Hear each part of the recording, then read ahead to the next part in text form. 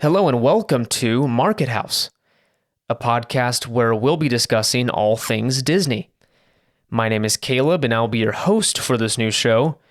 And let me go ahead and take a minute to introduce myself before diving into the content and sharing my vision and kind of my goal for this new show and what we're about. My name's Caleb, like I mentioned before. I'm married to my wife, Caitlin. We live in Northern California. And of course, that means we're a pretty short distance to Disneyland. So our love for Disney started off as kids and it continues today. And we're actually Magic Key holders. We've been, or annual pass holders, whatever term you want to use. It's changed recently, but we've been pass holders for the last 5-6 years or so, and frequent the parks pretty often. We're there at least every few months and spend a long weekend down there, and we're absolutely in love with it. I've been in love with it since I was a kid. The parks especially, that's a place where you can really escape reality, and I think all of us need to do that once in a while, right? I mean, it's not a normal vacation. I don't feel it's different. It separates itself from there's a vacation, that's fine. That's let's say drive into Tahoe, right? You've got a weekend there, but you are kind of battered with life, reality still. You're driving in traffic, or we forgot eggs at Raley's, and so you got to drive to Raley's, or the grocery store to pick that up. Whereas Disney, you're truly in a bubble, right? That berm separates you from the outside world. So I find myself wanting to escape quite often from the daily grind of work and whatever responsibilities you may have. And I think whoever's listening to this can feels the same way if you're also a Disney fan. So let me tell you about kind of what the goal of this show is. And when I was thinking about it, I think I was thinking of kind of how I consume content and Disney content. And I love podcasts. I love YouTube, right? I love vloggers and all that good stuff. But kind of my vision and my goal for this show is for you to be able to sit down with a hot cup of coffee or tea or whatever you drink and just kind of catch up on the Disney news, right? And you don't have to spend too long digesting what's new, because there's constantly something new, right? At the parks, there's constantly a new ride opening up, or this is closed down for refurbishment, or they're talking about changing this show up or whatever. And so my goal is you can sit down, turn this thing on, listen to the latest updates and news items, and then also a segment where I get to kind of share my opinion or my thoughts, or a trip report. About Disney, whether that be the parks, whether that be a movie review, or, maybe a Disney cruise and my thoughts on that, because we've been on a few of those, and, just share the passion and love for Disney, like many of us share. So that's kind of what the goal is for this show. And I hope you kind of stick around and listen to what my thoughts are. And, let's just have a good time on, just talking Disney. If you can't be there, might as well talk about it and feel like we are. So let's go ahead and dive into the news and see what's going on in the world of Disney.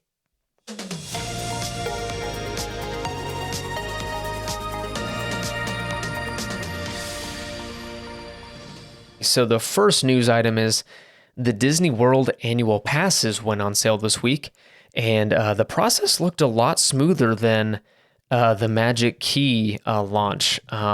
As you may already know, the Magic Key launch was an absolute mess.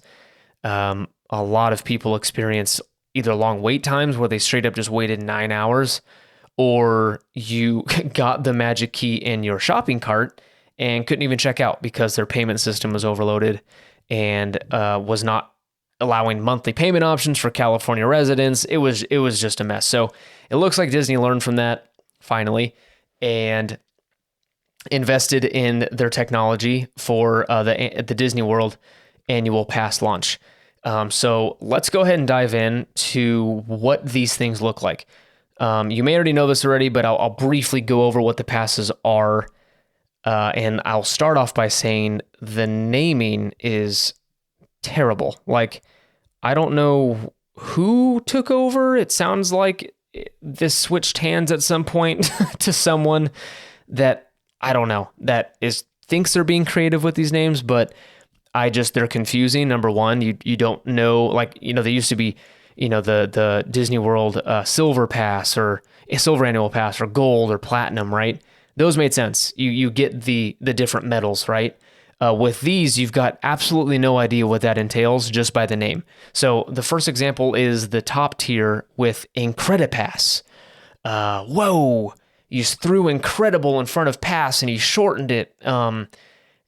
Yeah, I don't know. I don't get it. I'm not a huge fan of it. Next one down is the Disney Sorcerer Pass. The next one down from that is the Disney Pirate Pass. And then the final one is Disney Pixie Dust Pass. 4 words in one name. So I don't know. Don't get the naming scheme. Not a huge fan. I don't know if you guys are, but I would rather just have the the medals back than this confusing scheme. But they're pretty similar to the Disneyland passes, the Magic Keys. They're a little cheaper, like $50 to $100 cheaper for each pass. But pretty much the same. It looks like they have actually more flexibility, though. They've actually got a cool feature called bonus reservations. I'll read you the description. Bonus reservations will be added to the calendar from time to time, allowing you to make extra reservations on select days at select theme parks. Bonus reservations do not count as a reservation hold. So it sounds like for, like, I'm assuming days worth very little crowd, that they'll just open up a day where you can show up with your annual pass, which I think is pretty cool. Disneyland, unfortunately, is a lot smaller, so it does have limitations on how many people can be in at one time. And so we're not getting this option, but I think that's pretty cool that they're offering that to their guests. They also have the option to add on things like Disney PhotoPass downloads, the water parks, and sport options. Doesn't look like we're going to get that over on the West Coast. The Disney PhotoPass is going to be included with Disney Genie, which that is a whole other discussion, which I will definitely talk about. Disney Genie, my opinions on that. Yeah, that'll be 20 minutes by itself. So I'll spare you that this time, but we'll definitely dive in, maybe talk about it when it's launched, and I'll try it out and let you know my thoughts on it. But they're all tiered. Sorcerer Pass, same thing. You just get less access to the park with some blockout dates. 5 park reservations, just like the top tier. But again, I won't dive into too many details. You can go on Disney World website and look at the details for that for each annual pass. All right, the next item is the new Haunted Mansion movie. Looks like Owen Wilson is now attached to the project, which is super exciting because I loved him in Loki recently. Kind of saw him for the first time as kind of a semi-serious character. So that was fun to see.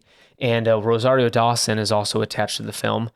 But really excited to see what Disney does with this because, the first movie with Eddie Murphy was, okay.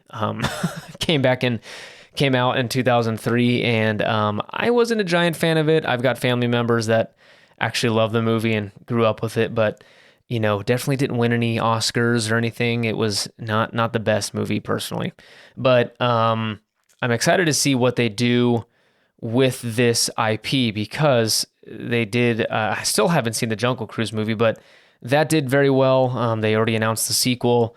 Pirates of the Caribbean, of course, is another successful franchise that was built out of an existing ride in a Disney theme park. So excited to see what they do with this thing. It starts filming in October of 2021, and the producers attached to it have been responsible for some pretty heavy hitters. The It movies, I forgot there's 2 of them.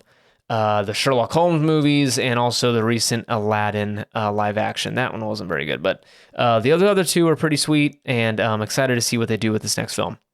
All right, the next item is the D23 Expo, which was just announced for 2022, and it's in person, which is super cool to see since the last couple years have been all virtual events, of course, because of COVID.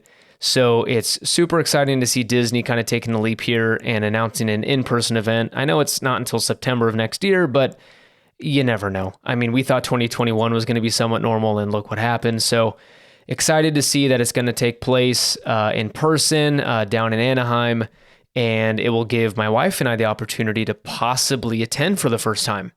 We've never been to one. I've always caught the highlights online and stuff and read the articles, but super excited to have the opportunity to see one. Tickets go on sale January 20th of 22, and it's actually you can actually book your hotel room right now, which is pretty crazy to me since that's so far out. But hey, it's a popular event. If you want a decent price for a hotel nearby, I'd hop on that as soon as possible. We're considering doing it, so we'll be jumping on that as soon as we can. Next on the list, we have Remy's Ratatouille Adventure previews. So the ride officially it doesn't open until October 1st, but it looks like media previews have already started. Cast member previews have already started over in Disney World.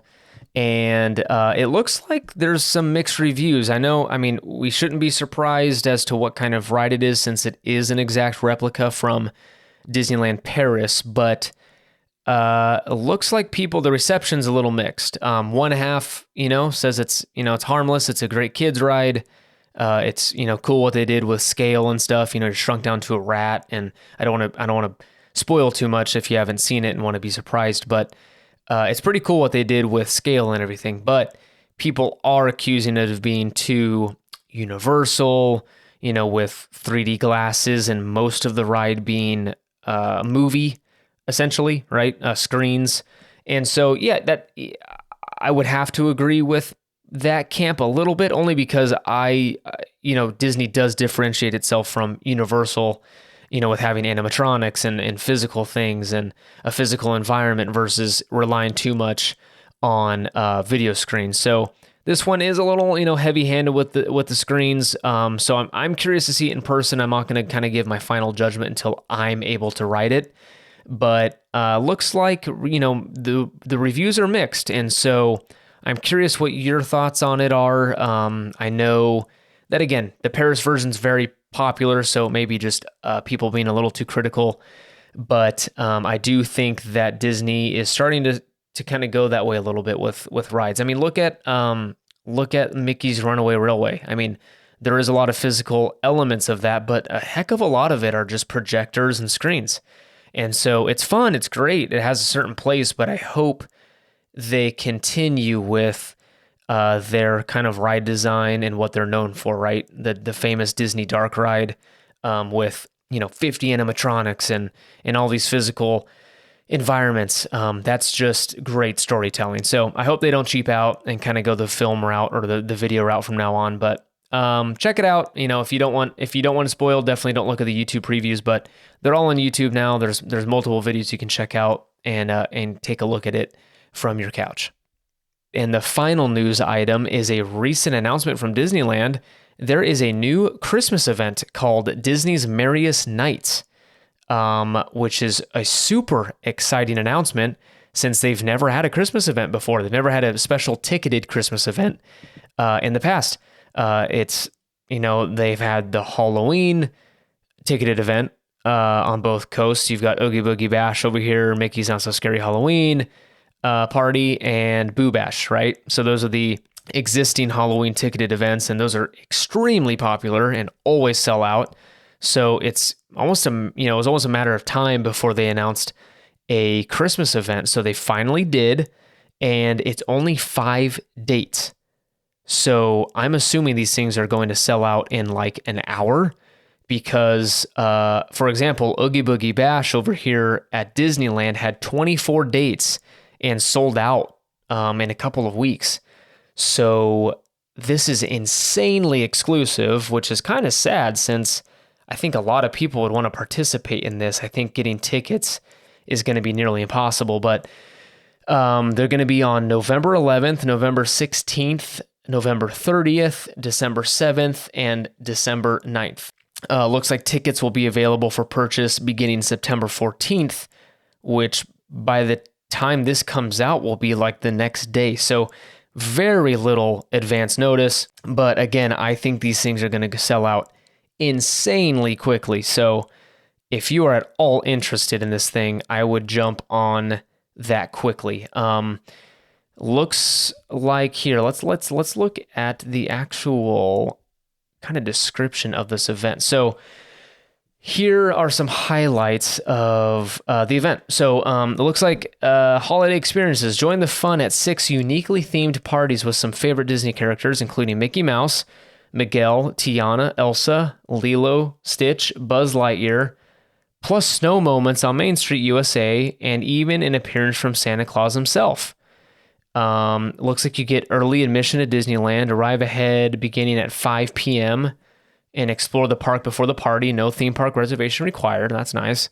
You get some entertainment, get into the festive spirit with a special performance of a Christmas fantasy parade, and you get some after hours access to attractions. So it looks like you get to ride It's a Small World holiday, Haunted Mansion holiday, and but looks like there's going to be some limited access. So Mickey's Toontown, Critter Country, and Galaxy's Edge will not be available during event hours. So a little interesting. Looks like they're kind of locking you into certain parts of the park. There's going to be character appearances, of course. So it looks like there'll be both rare and classic Disney characters dressed in their holiday best who will stop by to join the festivities. Special photo opportunities, special merchandise, and of course, special food. So kind of the run-of-the-mill special event, except Christmas themed, which again is super cool. I don't know if we'll be participating only because it's pretty expensive. And let me look at this. So $175 for the first date and $165 per person for all the other dates. So looks like the November 11th date will be $175 per person and $165 for the rest. So to give you a comparison, Oogie Boogie ranges from $114 per person to $169, depending on what date you chose. So they're pricing this at a premium, like at the top of the range for Oogie Boogie. So yeah, it's not cheap. So family of 4, that is a which I think the average family that goes there is a family of 4. That's not cheap. That is super expensive. If you're going there just for the night, that's expensive. But imagine planning a trip. So you've got park hopper tickets on top of a special ticketed event. That is not a cheap date. So don't know if we'll be going, but really curious to see how this goes. I'll be glued to my phone on Twitter and Instagram to see updates from this upcoming Christmas event. All right. I think that's going to do it. That is the first episode of Market House. I hope you enjoyed your time with me and hope I added some value to your, your Disney craving and, earned that spot in your podcast app. But I really look forward to seeing where this goes and what this evolves into. Really look forward to the opportunity to share my experiences, my passion for the parks and for movies and all the Disney magic with you. So I appreciate the time. Go ahead and follow us on Instagram at Market House Podcast. You can see some pictures from our trips to the park and also some fun news and announcements there. So join us next Monday for another episode. Actually, next Monday is going to be a special episode where I will be discussing a recent trip we took, a last-minute trip down to the parks in Disneyland, and kind of sharing our experience during or post-COVID. So things have definitely changed, and I look forward to sharing that experience with you. So again, thanks for joining me, and look forward to seeing you next week.